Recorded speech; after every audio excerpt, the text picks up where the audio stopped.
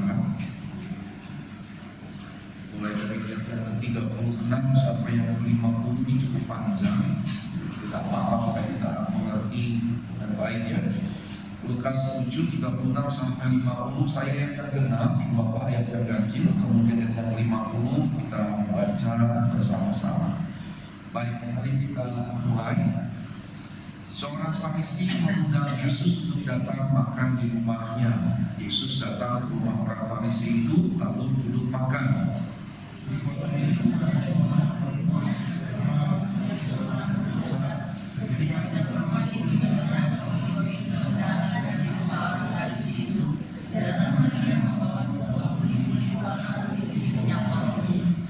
Sambil menangis, ia pergi berdiri di belakang Yesus dekat kakinya, lalu membasahi kakinya itu dengan air matanya dan menyekanya dengan rambutnya.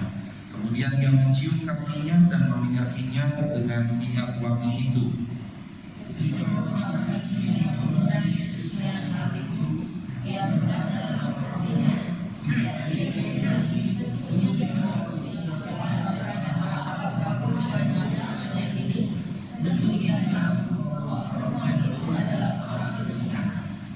Yesus berkata kepadanya, Simon, ada yang hendak kukatakan kepadamu. Salut Simon, katakanlah.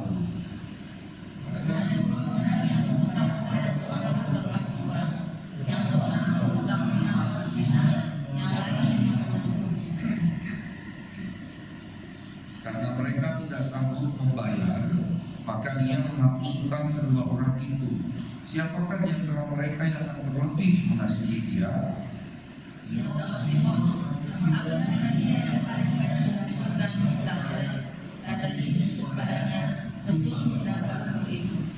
Sambil berpaling kepada perempuan itu, ia berkata kepada Simon, engkau lihat perempuan ini?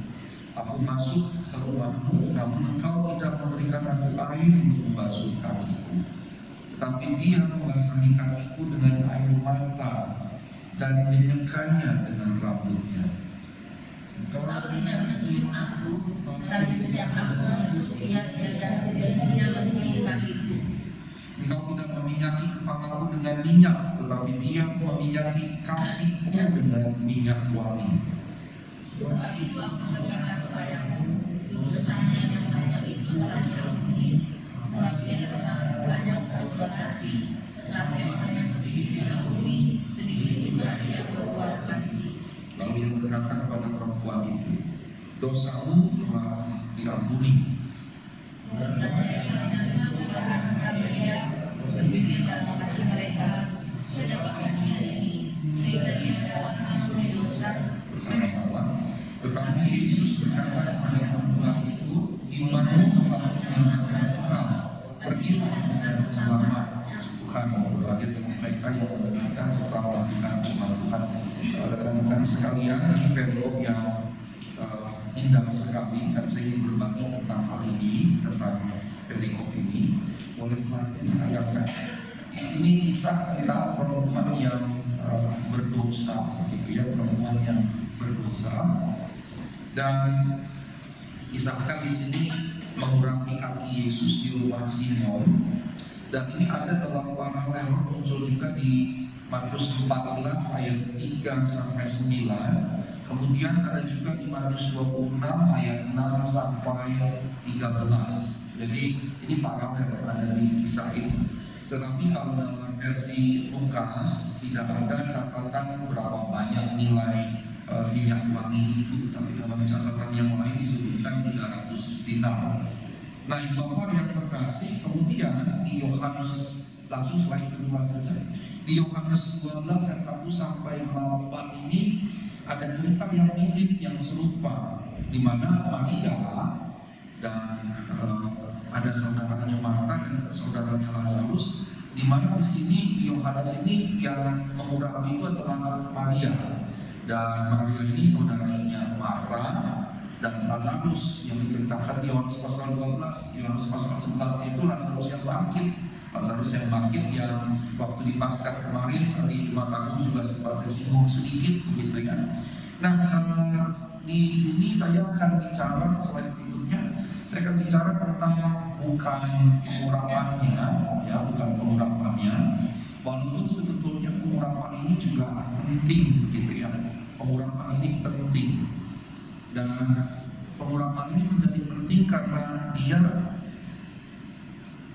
membuang minyak yang kalau di versi cerita yang lain itu 300 dinar. Nah, kalau misalnya 1 tahun kita itu kan 365 hari. Kalau kita katakanlah dipotong, mereka tidak bekerja bukan minggu tapi Sabat Sabtu. Berarti kalau 1 tahun 52 minggu dikurangi 52, 365 kurang 52 itu berapa? 300 berapa? 365 kurangi 52, 313. Dan tahunnya Yahudi itu tahunnya kalender Yahudi. Kalau kalender kita kan pakainya kalender Gregorian, yang sebetulnya direvisi oleh Paus Gregorius Agung dari kalender Julian. Julian itu yang bikin Julius Caesar, gitu ya, Julius Caesar, dan direvisi oleh Gregorius Agung di Paus pada waktu itu. Mengapa direvisi? Karena setelah dihitung-hitung kalender Julian itu nggak tepat, gitu, nggak tepat persis, dan berdampak pada perayaan-perayaan kalender gerejawi yang mengikuti hitung-hitungan bulan dan segala macam. Maka kemudian diubah, dan karenanya kita punya tahun Kapisan, kira-kira seperti itu cerita ringkasnya, gitu ya. Nah, kemudian kalender Yahudi beda dengan kalender kita. Kita menyebutnya di sini kalender Masehi, sebetulnya nama tempatnya Gregorian kalender, gitu ya, kalender Gregorian. Selisihnya itu sekitar 10 sampai 12 hari. Nah, dengan kata lain, kalender Yahudi kalau dipotong 52 hari Sabtu, misalnya begitu, kurang lebih itu sisanya 300. Yang berarti 300 dinar itu menunjukkan secara tidak langsung upah 1 tahun. Dan bayangkan upah yang 1 tahun ini dia berikan minyak wangi, ya, dan minyak wangi itu kemudian dibuang begitu saja. Nah, kita lebih akan fokus pada bagian mengenai menghapus hutang. Ada hutang 500 dinar, ada hutang kemudian 50 dinar. Nah, ini kemudian Tuhan kaitkan teman-teman sekalian dengan topik orang yang banyak diampuni akan banyak mengasihi, sementara orang yang sedikit diampuni sedikit dikasihi. Nah, dalam perikop ini, dalam perumpamaan yang Tuhan sampaikan, jelas berarti yang Tuhan maksudkan dalam perikop ini, orang yang sedikit diampuni itu adalah Simon, sementara orang yang banyak diampuni itu adalah perempuan yang berdosa ini. Nah, slide berikutnya, kalau kita lihat ayat 44 sampai 46, ya, di situ dikatakan, dan sambil berpaling kepada perempuan itu, ia berkata kepada Simon, "Kau lihat perempuan ini." Ya, ini respons Tuhan setelah Simon berkata kalau dia tahu siapa orang ini, dia seharusnya tidak membiarkan orang ini menjamah dirinya. Nah, di sini dikatakan ayat mulai dari 39, sebetulnya jika ia nabi, ia tahu siapakah orang dan apakah orang perempuan yang menjamah ini.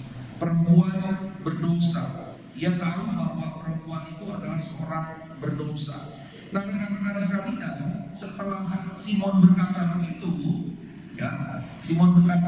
kemudian Tuhan merespons, dan di sini dicantumkan respons Tuhan terhadap apa yang disampaikan oleh Simon. Nah, sekarang slide berikutnya, saya senang sekali melakukan perbandingan ini. Slide berikutnya, oke. Di sini saya membuat semacam sebuah perbandingan. Coba rekan-rekan perhatikan perbandingan yang saya kerjakan di sini. Pertama, Simon. Tuhan bilang apa di sini? Kalau kita perhatikan kepada Simon, Tuhan bilang begini, "Engkau tidak memberikan aku air untuk membasuh kakiku." Nah, ini sebetulnya bicara kultur, bicara tradisi orang-orang Yahudi pada saat itu.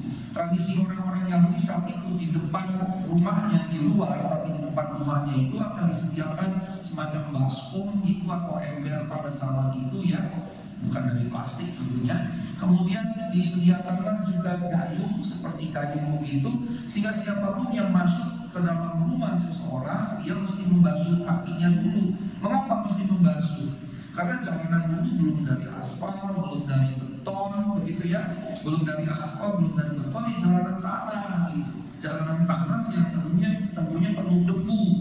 Jadi kalau kita jalan pada waktu itu ya kaki kita penuh debu dan belum ada sepatu seperti yang kita pakai. Sekarang kita pakai sepatu, tapi waktu itu hanya sendal yang otomatis bagian kakinya kan terpampang terbuka begitu, yang bisa kena debu. Bahkan mungkin kalau dia dekat dengan kotoran binatang karena transportasinya pakai keledai, pakai kuda, pakai sapi begitu, dan karenanya tentu di jalanan banyak kotoran binatang yang otomatis kakinya kan selain kena debu ya kena kotoran binatang gitu. Nah karenanya itu jadi kebiasaan masuk rumah kemudian dibersihkan kakinya. Nah ini sebetulnya tradisi umum, bukan hanya orang Yahudi tapi tradisi Timur Tengah kuno, dengan konteks yang tadi saya sudah katakan, yang kemudian mengalami religiosasi, maka orang-orang Yahudi mereligiosasinya dengan menyatakan kalau itu masuk ke rumah dengan kaki kotor dianggap haram, apalagi masuk ke bait Allah atau sinagoge dianggap haram kalau kakinya kotor, maka ada pembasuhan. Dan tradisi ini kemudian berkembang misalnya dalam agama tetangga kita, ya, dalam agama Islam, di mana kalau masuk masjid harus cuci kaki, bersihkan kaki, basuh tangan, basuh muka dan seterusnya, gitu ya. Nah dalam agama Yahudi ini mengalami religiosasi. Nah kembali ke sini, jadi dengan kata lain seharusnya Simon ini menyediakan air untuk tamu-tamunya. Apalagi kalau kita kembali ke teks kita, ayat 36, seorang Farisi yang kemudian kita tahu namanya Simon mengundang Yesus untuk datang makan di rumahnya. Nah dengan kata lain sebetulnya kan Yesus itu tamu undangan. Sebetulnya berarti Yesus ini tamu terhormatnya Simon. Seharusnya dia jadi tamu terhormat, bukan kita seharusnya jadi tamu terhormat di rumahnya Simon. Mengapa? Simon mengundang datang begitu. Simon mengundang datang ke rumahnya.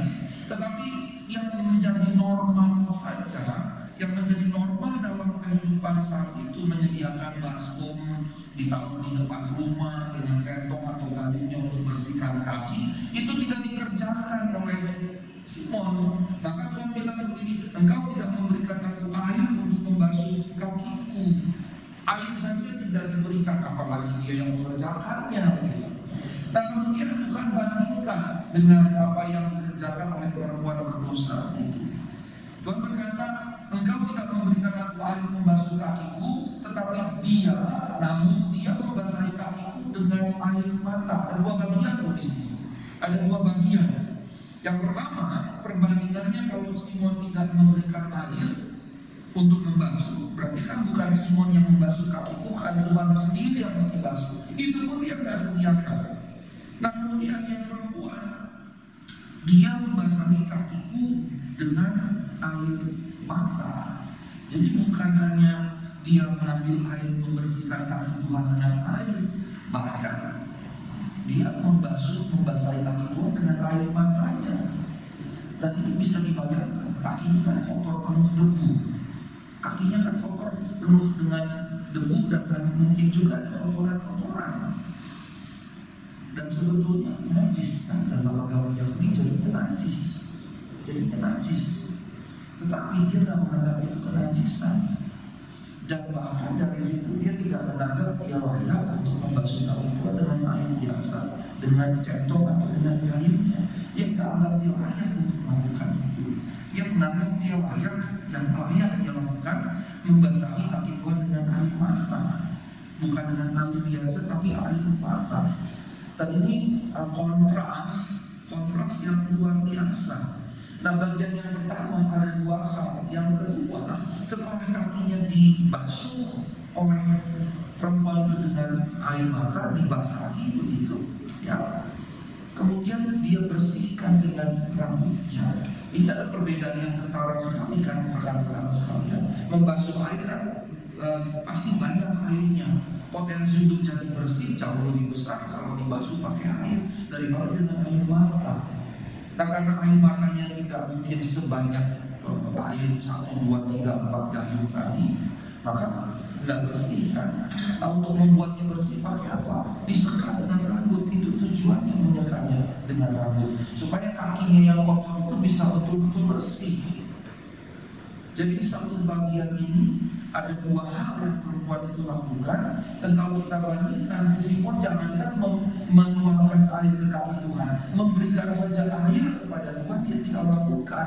Sementara si perempuan itu bukan memberikan air biasa, membasahinya dengan air matanya, terus nggak cukup karena nggak bersih banget, dibersihkanlah dengan rambutnya. Tadi perbandingan yang luar biasa, kaki Tuhan dengan kepala si perempuan. Kaki Tuhan dengan kepala si perempuan. Wah, ini narasi yang luar biasa sekali. Waktu saya membaca kembali teks ini bagi saya teks yang sangat mengharukan. Saya pasti akan meneteskan air mata kalau saya membaca teks ini. Mengapa saya meneteskan air mata kalau saya membaca teks ini? Karena saya membandingkan diri saya dengan perempuan ini. Saya membandingkan diri saya dengan perempuan ini, kira-kira kalau saya itu seperti apa dengan Tuhan dibandingkan perempuan ini dengan Tuhan. Saya ingat sekali waktu saya kecelakaan 2003, kaki saya hancur begitu dan hampir diamputasi. Saya baca teks ini berulang-ulang dan di rumah bapak saya ingat sekali sampai sekarang. Bayangan itu nggak bisa hilang dari kepala saya. Saya duduk di sofa agak di belakang rumah ibu saya, karena rumah ibu saya ruang tamunya letter L depan itu ada seperti apa 7. Nah, sofanya bukan yang di sini, ada di sini. Dalam kondisi saya sendirian, saya baca kitab, saya baca perikop ini, saya baca versi Matius, Markus, Lukas, dan kemudian Yohanes. Dan saya membaca itu kemudian menangislah saya sejadi-jadinya. Menangislah sejadi-jadinya, kebetulan juga banyak orang gitu. Saya terisak-isak dengan cukup kuat begitu membayarkan diri saya. Kira-kira kalau saya dalam posisi perempuan ini, saya akan melakukan nggak yang perempuan ini lakukan gitu. Nah, rekan-rekan yang terkasih, kita lanjut yang kedua. Engkau tidak menciumku. Ini sebetulnya ritual atau kebiasaan yang normal pada saat itu. Kalau kita salaman ya, greeting seseorang kan kita salaman gitu. Pada saat itu orang-orang Yahudi Timur Tengah sebetulnya tidak dengan salaman tapi ciuman gitu. Hanya tentunya ciumannya jangan dipikir seperti zaman sekarang apalagi di film-film barat gitu ya, cuman gitu lah, nggak seperti itu gitu ya. Nah, apalagi nggak sampai seperti itu gitu. Bukan ciuman itu yang dimaksud begitu ya. Bukan ciuman seperti itu ya. Bukan ciuman seperti itu. Apalagi sampai seluruh muka kecium karena bibirnya tebal begitu kan. Bukan ciuman seperti itu. Ciuman seperti apa? Sebetulnya lebih kepada pipi gitu. Pipi ketemu pipi. Kalau misalnya mencium dengan bibir ya pipi orang lain, bukan bibir ketemu bibir. Dan itu menjadi lumrah, menjadi wajar. Polandia mirip NTT. Kalau NTT itu ciumannya hidung dengan hidung gitu. Kalau di Toraja ada tradisi tersendiri kan, salam saja ya. Nah, NTT menjadi menarik dan Polandia juga itu hidung ketemu dengan hidung begitu. Nah, tradisi waktu itu pipi ketemu pipi. Nah, saya ingat sekali ternyata orang Eropa pun punya tradisi yang berbeda-beda. Waktu dulu saya ke Belanda pernah sekali dan pernah juga waktu saya nyusul. Saya kan sebetulnya Batak yang bukan sih konservatif cara berpikir saya. Saya kalau greeting seseorang ya salaman saja gitu. Bagi saya cium pipi kiri pipi kanan itu aneh gitu. Saya dibentuk dalam keluarga Batak yang kaku sekali, asli kaku sekali. Bahkan dulu kami orang Batak itu kalau ngomong suami bapak dengan menantu perempuan itu nggak boleh direct gitu. Tembok kalau ngomong sama menantu saya dulu orang Batak begitu. Pak Bulan mungkin udah nggak ada kebayang lagi kayak gitu ya. Tapi dulu orang mereka begitu, dan saya paling tidak lagi seperti itu, tapi warisan itu masih kuat gitu. Abang kandung saya dulu itu tidak akan pernah mau ngomong langsung pada istri saya gitu. Dia ngomong akan lewat saya atau lewat mama saya, segitu ya konservatif bahasa ini ya, atau kaku gitu. Sehingga cium pipi kiri pipi kanan itu buat saya aneh gitu. Nah sementara kemudian saya menikahi orang Minahasa kan, orang Minahasa jangankan cium pipi kiri pipi kanan, pelukan pun tidak ada masalah gitu. Maka ketika misalnya mulai pacaran terus ketemu dengan keluarga istri saya, dan kemudian setelah menikah ikut pesta sana sini gitu, terus melihat bagaimana orang-orang Minahasa kalau ketemu bisa bukan cuma salaman cium bikin pipi kanan, kadang-kadang juga bisa pelukan begitu. Saya awalnya risih gitu, apa sih gitu. Nah waktu di awal-awal sekali ketika ada cowok datang gitu terus cium pipi kiri pipi kanan istri saya, sempat kesal gitu. Siapa lu main cium pipi kiri pipi kanan istriku gitu. Nah, waktu dulu seperti itu, tapi lama-lama belajar dong, ada semacam adaptasi gitu ya, atau asimilasi gitu. Akhirnya lama-lama saya juga jadi biasa saja cium pipi kiri pipi kanan gitu. Saya belajar kan begitu ya. Nah waktu saya ke Belanda, orang cium pipi itu satu terus dua gitu. Nah ternyata ketika saya pergi ke Swiss, orang Swiss ada lagi satu, dua, tiga kali cium pipinya gitu. Jadi satu, dua, tiga.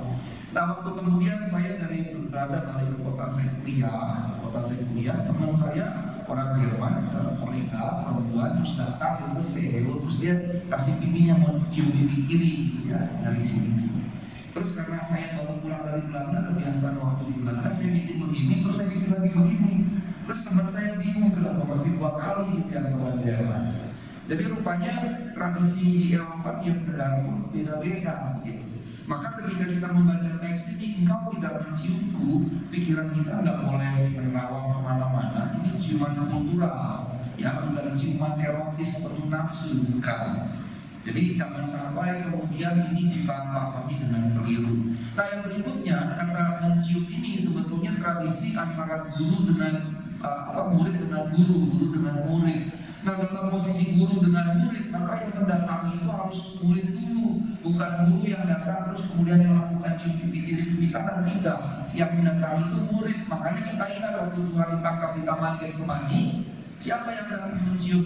Yudas datang mencium Yesus, dan Yudas menggunakan itu sebagai tanda kayak spionase gitu kan. Yudas bilang yang mencium dialah guru, berarti yang mau menangkap nggak kenal siapa Yesus, karenanya diberikan kode itu. Makanya ciuman itu menjadi menarik kalau bikin novel itu judulnya ciuman pengkhianatan gitu.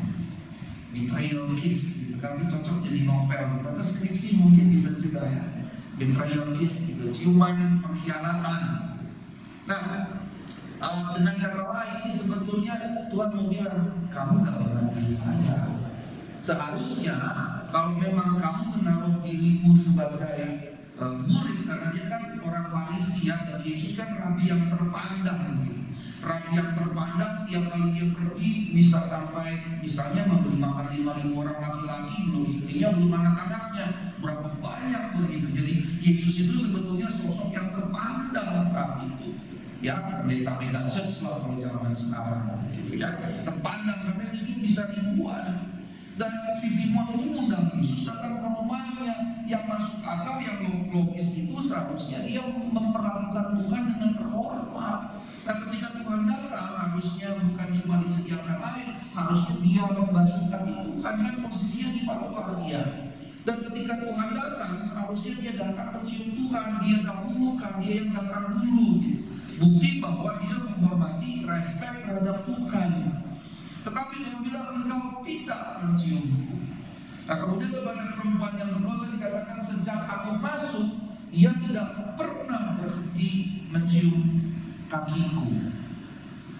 Dan saya membayangin mungkin air matanya tidak bisa membasahi dengan sempurna dibandingkan dengan air pakai kayu kan. Dan ketika disekap pun dengan rambutnya, mungkin juga tidak akan membuatnya bersih sempurna gitu. Tapi kemudian saya bayangkan dia tidak merasa jijik sama sekali dengan kaki Tuhan yang mungkin masih ada debu, mungkin juga masih ada kotoran.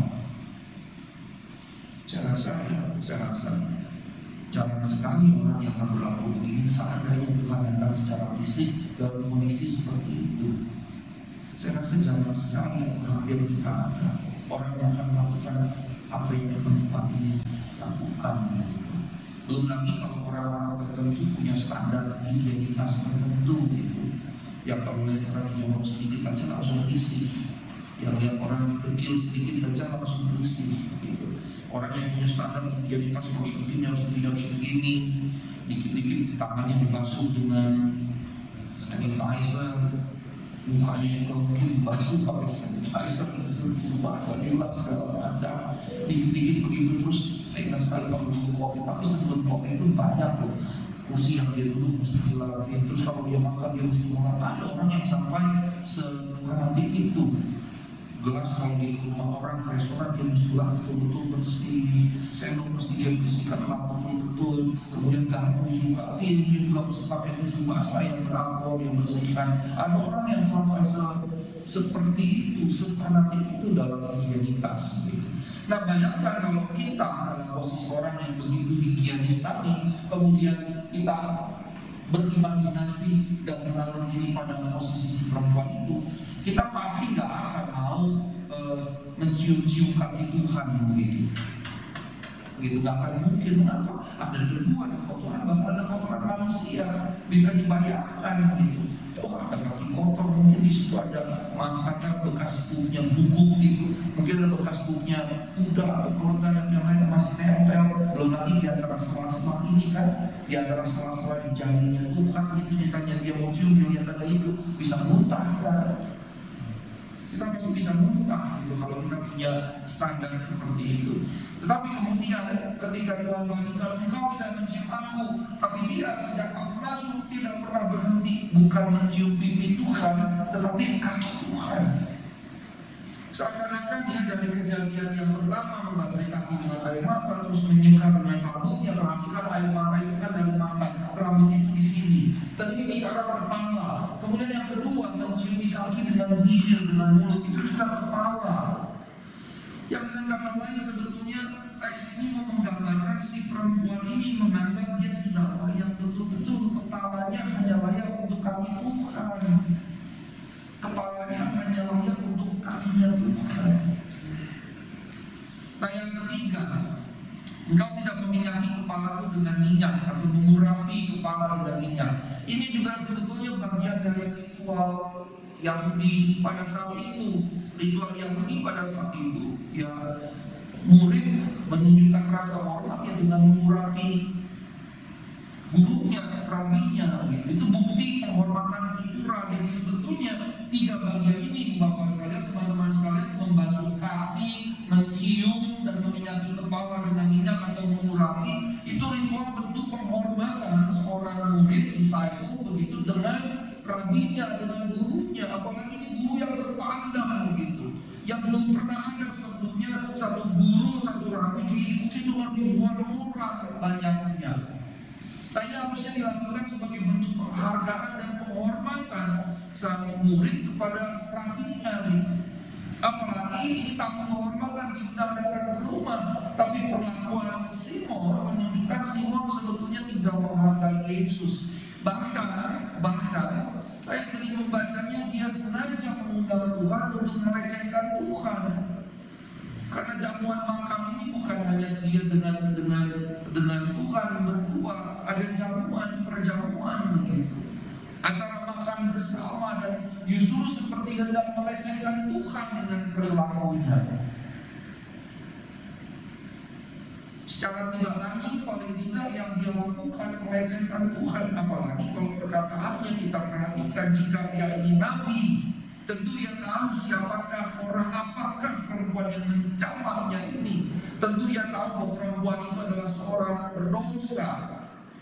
Apa namanya itu yang disebut perempuan berdosa itu? Orang Samaria, pelacur, dan kemudian yang ketiga apa?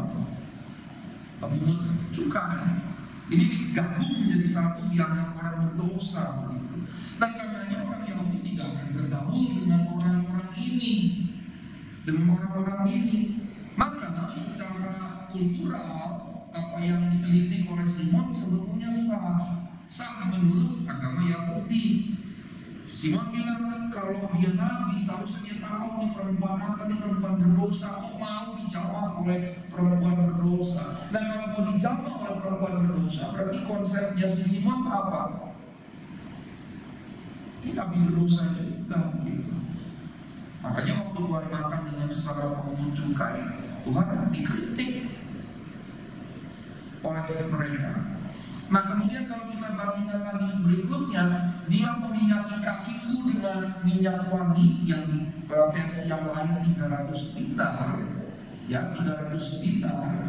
Maka bisa dibayangkan bahkan untuk uang pencarian sepanjang 1 tahun dianggap tidak layak digunakan untuk mengurapi kepala Tuhan.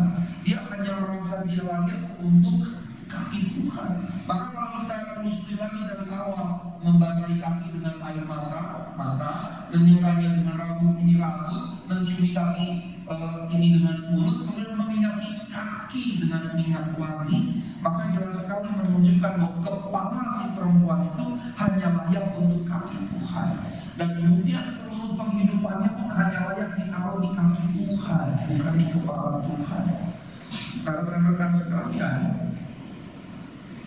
ini menjadi gambaran yang luar biasa bagi kita sekalian. Setelah saya melakukan perbandingan ini, Ibu Bapak yang terkasih dalam Tuhan Yesus Kristus, slide berikutnya.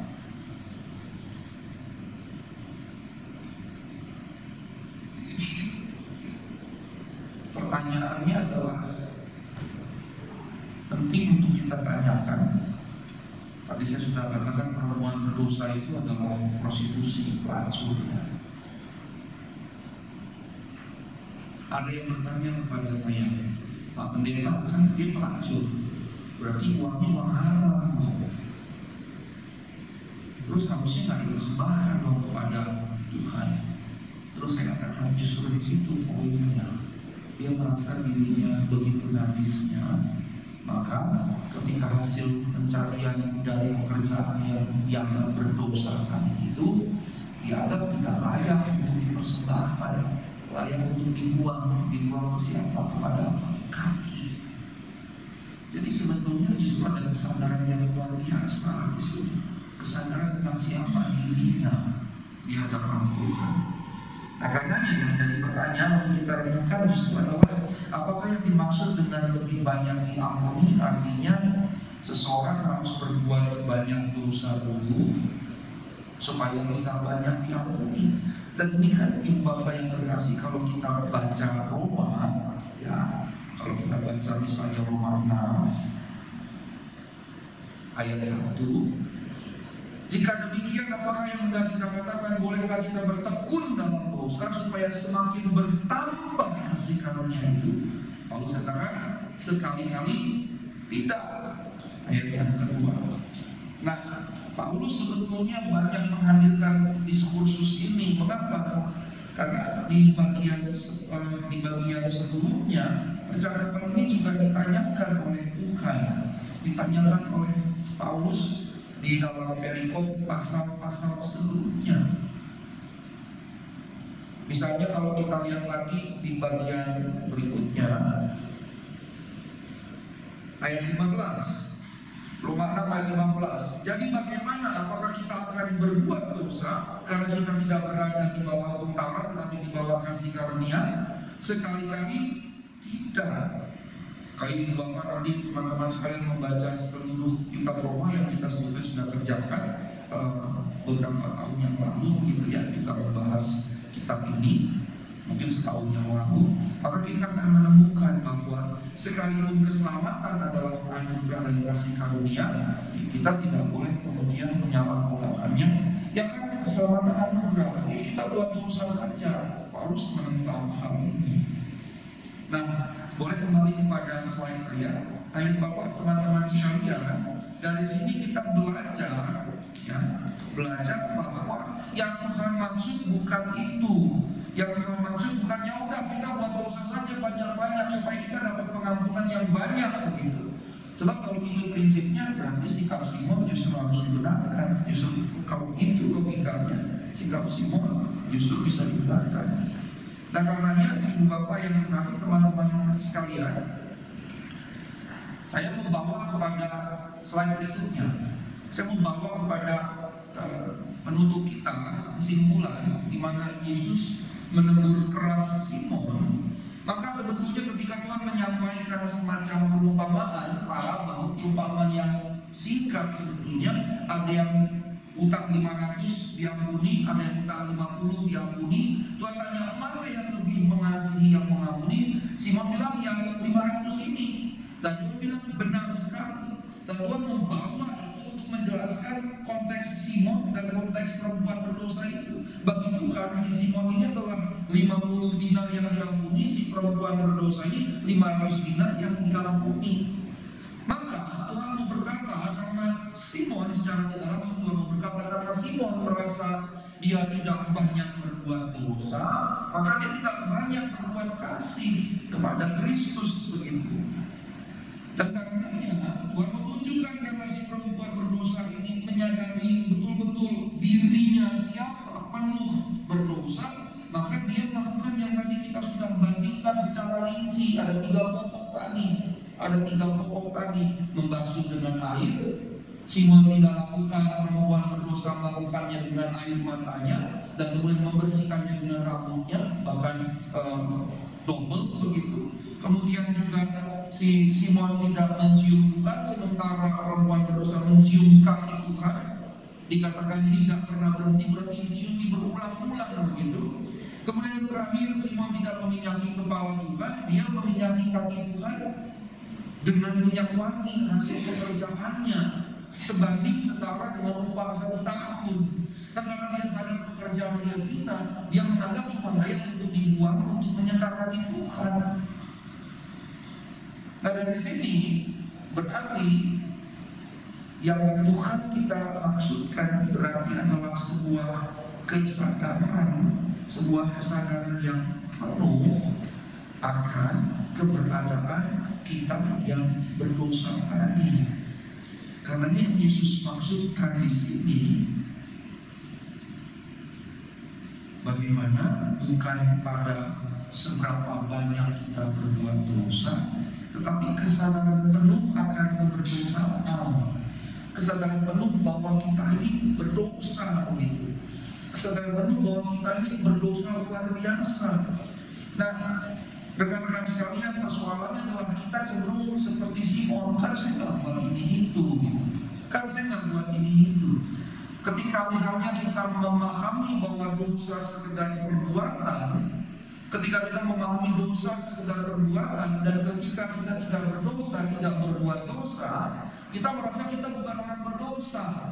Ketika kita tidak berbuat dosa, kita menganggap kita tidak berdosa, kita bukan orang berdosa. Dan Simon seperti itu, makanya dia tidak merasa dia perlu memberikan persembahan, penyembahan yang luar biasa kepada Yesus seperti yang dilakukan oleh si perempuan berdosa ini.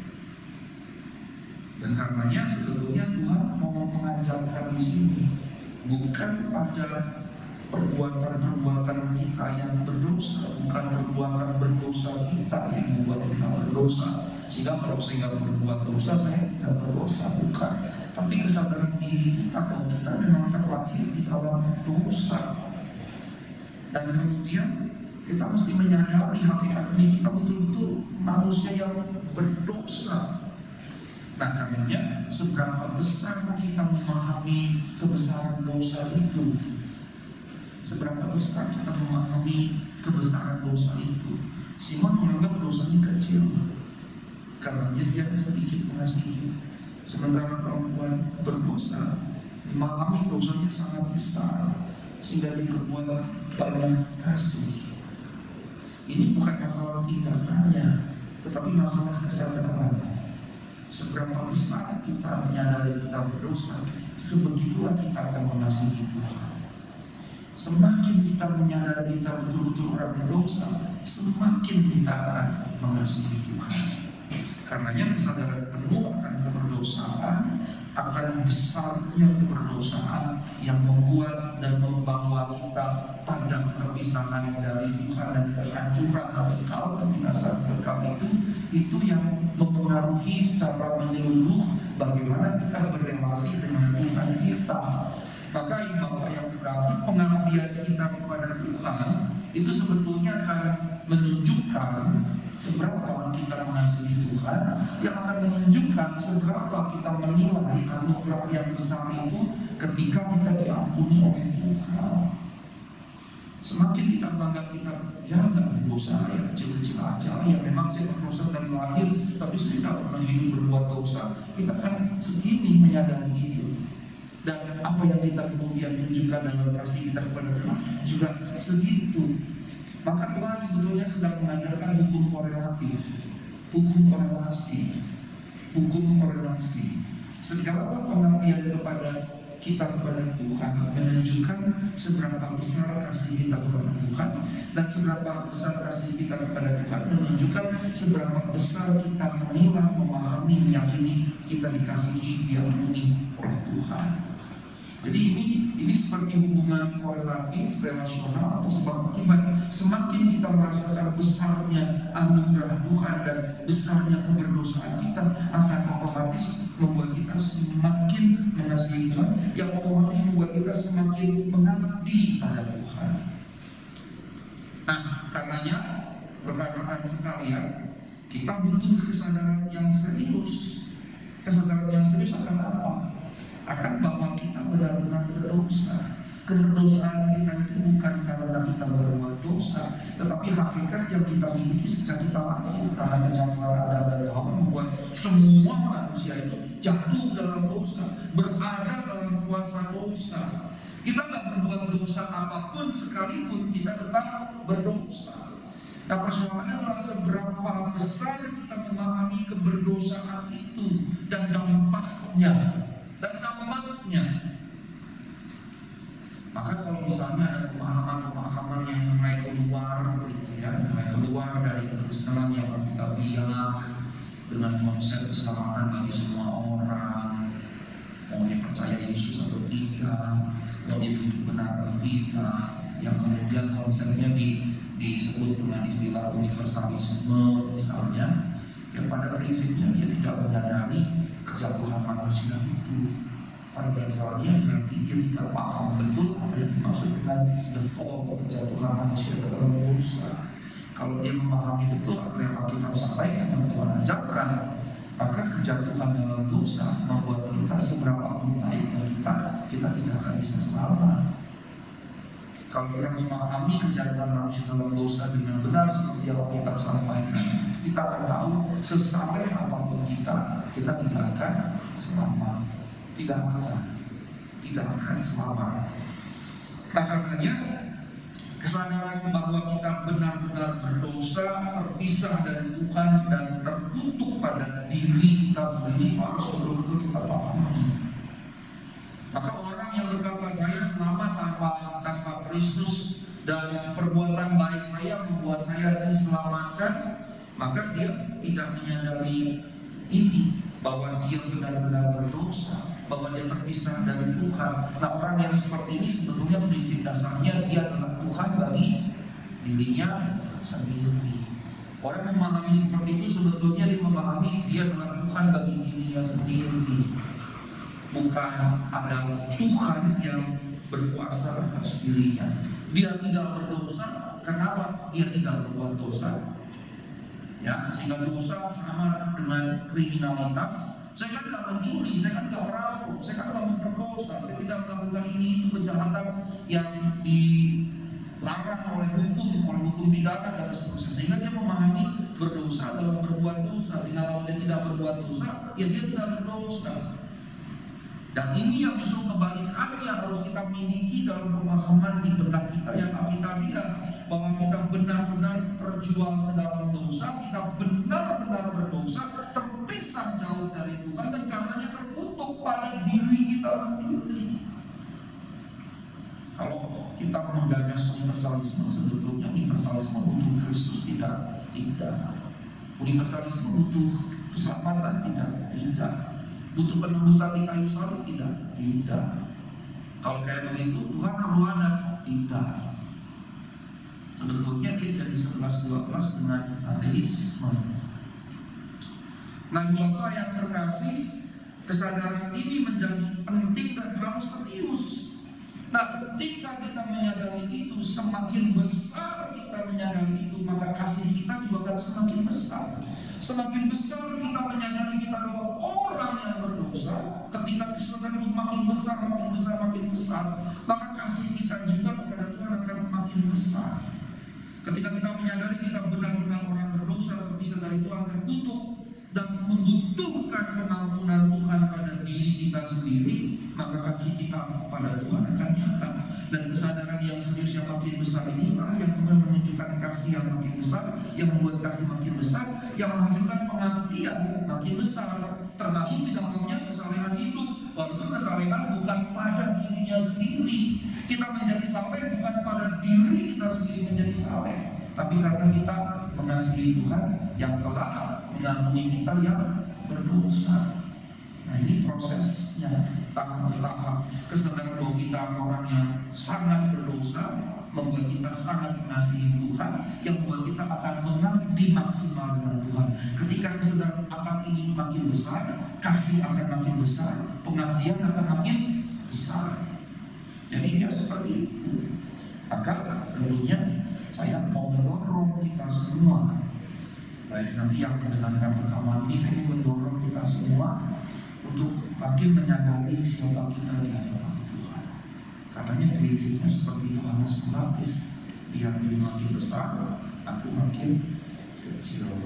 Ketika kita menyadari besarnya ini dan makin besar menyadarinya, makin besar memiliki kesadaran saya orang berdosa, kasih saya makin besar, pengabdian saya yang mencakup kesalahan hidup juga akan makin besar. Nah, ketika melakukan itu, kita nggak butuh penghargaan orang lain lagi. Bahkan kita nggak butuh lagi menyerahkan diri. Kita taruh bahkan kepala kita di kaki Tuhan seperti perempuan tersebut. Amin. Sebelum kita menerima